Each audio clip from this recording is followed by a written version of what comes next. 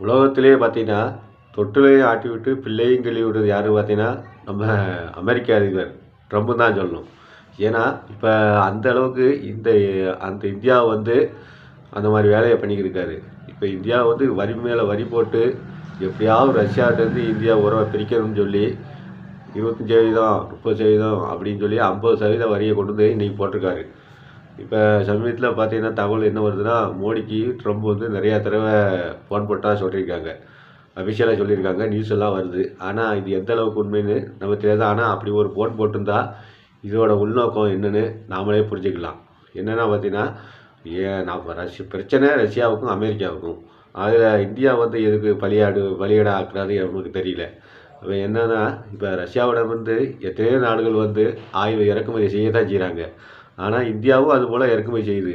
அவங்கள்ட்டலாம் காட்டாத ஒரு கெடிபிடிய இந்தியா மேல காட்டுறாங்க. அப்ப இதுலேருந்தே தெரியுது என்ன தெரியுதா, இந்தியா வந்து எந்த அளவுக்கு ஒரு வலிமையுள்ள நாடுன்னு இப்ப ட்ரம்ப்புக்கே தெரியும்.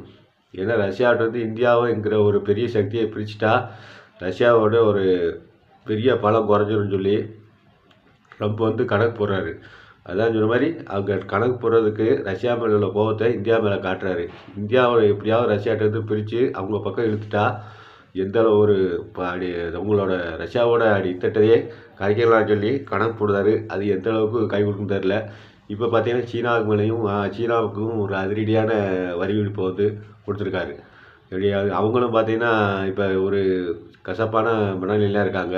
ஆனா, இப்ப அமெரிக்கா நமக்கு வரி போட்டாலும் கூட, சீனாவும், ரஷ்யாவும் பார்த்தீங்கன்னா, நமக்கு சர்வதேச லெவல்ல ஒரு மார்க்கெட்ட திறந்து விட்டுருக்குன்னு தான் சொல்லலாம். ஒரு ஆபத்துக்கு ஒதுக்குன்னு தான் சொல்லலாம். ஆனா, இன்னைக்கு பெரிய இடிய இறக்கிட்டாரு. இன்னையிலேருந்து 50% வரி.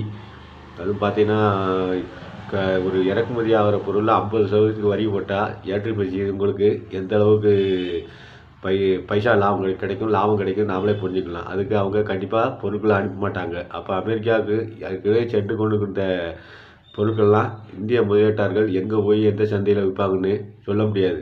ஏன்னா திடீர்னு வந்து ஒரு பொருளை வந்து இன்னொரு சந்தையில் வந்து விற்கிறது பெரும் கஷ்டம். இல்லை இது ஒரு வருஷம் ஒரு 6 மாதம் அப்படி ஏற்கனவே முன்னேற்பாடு இருந்தால் தான் ஒரு பொருள் விற்கலைன்னா அதுக்கு ஒரு மாற்று சந்தையை வந்து தேர்ந்தெடுத்து அவங்களால உருவாக்க முடியும். ஏன்னா கிட்டத்தட்ட இப்போ உலக வடிவத்தில் வியாபாரத்தில் பார்த்தீங்கன்னா இந்தியா வந்து அமெரிக்காவுக்கு கிட்டத்தட்ட நிறையா மற்ற நாடுகளை விட அதிகப்படியான ஒரு ஏற்றுமதியை வந்து அமெரிக்கா கொடுத்துக்கிட்டு இருக்கு.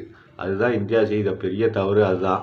அது நம்ம இந்திய அரசாங்கம் இப்போ உணர்ந்திருப்பாங்க. ஏன்டா இப்படி போய் அமெரிக்காட்ட போய் வணிகம் செஞ்சோம், எப்படினாலும் என்னைக்குனாலும் காலை வாருவாங்க அப்படின்னு தெரிஞ்சிருக்கணும்.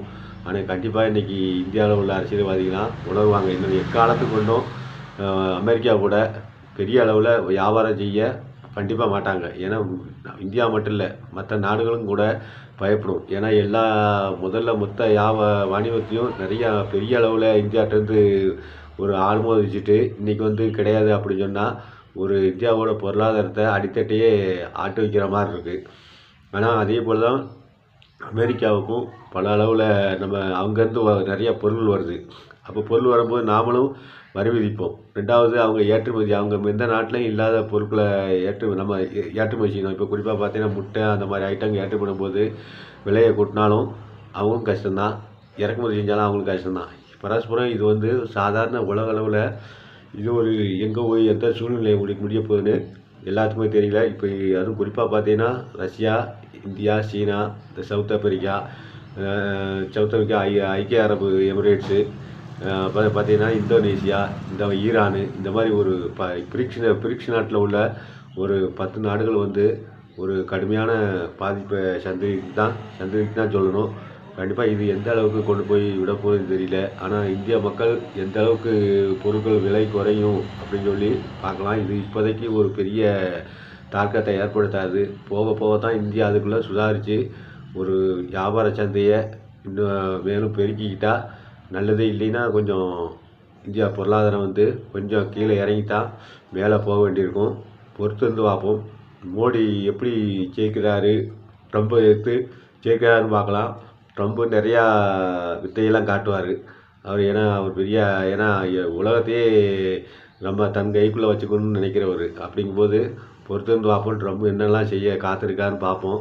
இந்த ட்ரம்போட இதை பற்றி இவரோட ட்ரம்போட ஒரு நரித்தனமான வேலையை பற்றி நீங்கள் என்ன சொல்கிறீங்க? அந்த நம்மளோட இந்தியா பொருளாதாரம் நாளையில் இதை தாக்கு பிடிக்குமா? அந்தளவுக்கு சமாளித்து மோடி எப்படி நம்ம இந்தியா பொருளாதாரத்தை ஒரு மாற்று பாதையில் கொண்டு செல்ல போகிறான்னு பொறுத்திருந்து பார்ப்போம். இதை பற்றின ஒரு கமெண்ட்டை உங்கள் கமெண்ட் பாக்ஸில் சொல்லுங்கள்.